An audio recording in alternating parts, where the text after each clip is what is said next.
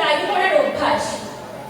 আমরা আগে বাংলা ভাষা চর্চা করতাম চিঠি এবং ডায়েরি এবং বিভিন্ন বাংলা বই পড়ে, কিন্তু এখন আমরা বেশিরভাগ মানুষ ইউটিউব, ফেসবুক, ইনস্টাগ্রাম পুরোপুরি পোস্ট কমিউনিটির উপর নির্ভরশীল হয়ে পড়েছে।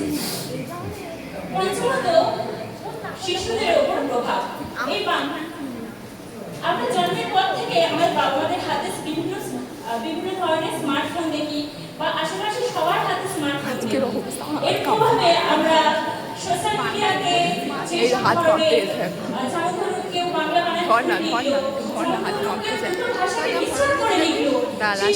আমাদের মধ্যে প্রভাব ফেলে।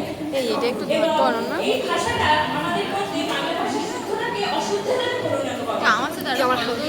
আমার হাত এটা ধর আমার হাত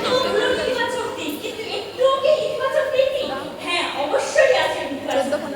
আমরা যদি সোশ্যাল মিডিয়াকে ব্যবহার করি এবং তার ফলে আমাদের বাংলা ভাষাটাকে অনেকভাবে বিকশিত হতে পারি।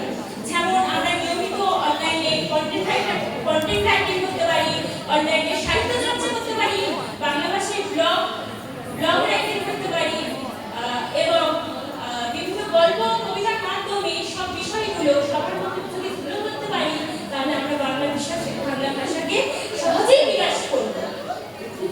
এবং এই আধুনিক যুগে বিভিন্ন যুবকরা তাদের নিজেদের সত্তাকে এবং নিজেদের বাংলা ভাষা ও বাংলা ভাষা সংস্কৃতিকে তুলে ধরার জন্য সোশ্যাল মিডিয়াকে ব্যবহার করেছে।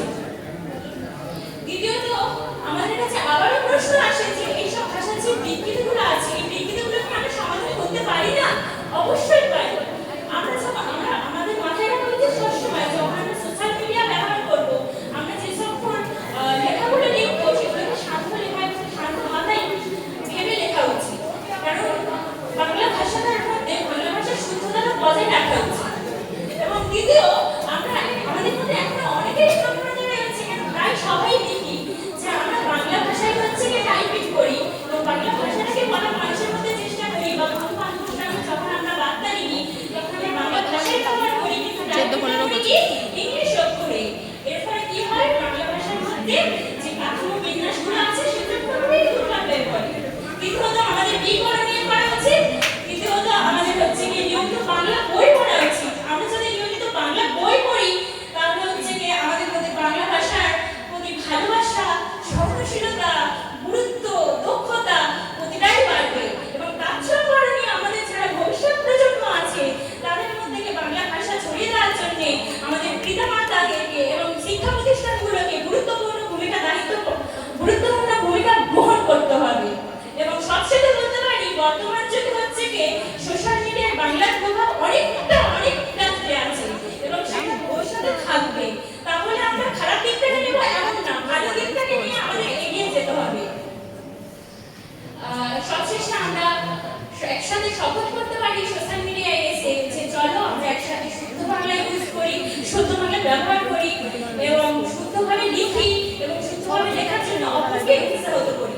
বর্তমান যুগে দাঁড়িয়ে যদি আমরা বাংলা ভাষাকে যদি একটা উপহার দিতে পারি, সেটা সবচেয়ে বড় উপহার হবে এই ডিজিটাল বা এই প্রযুক্তির যুগে যদি আমরা বাংলা ভাষাকে যদি বাংলা ভাষার মতো করে দেখি এবং বাংলা ভাষার যে কণ্ঠটা আছে সেটাকে যদি আমরা এগিয়ে নিয়ে যেতে পারি, তাহলে আমাদের জীবন সার্থক হবে। ধন্যবাদ। আর আমার বক্তব্যের সবশেষে আমাদের ইংলিশ ডিপার্টমেন্টের সমস্ত শিক্ষক শিক্ষিকাদের আমার আন্তরিক অনেক শুভেচ্ছা এবং অনেক ভালোবাসা, এবং বিশেষ ধন্যবাদ আমাদের দেবজ্যোতি স্যারকে। তিনি বিশেষ কারণে আমাদের মধ্যে আজকে আসতে পারেনি।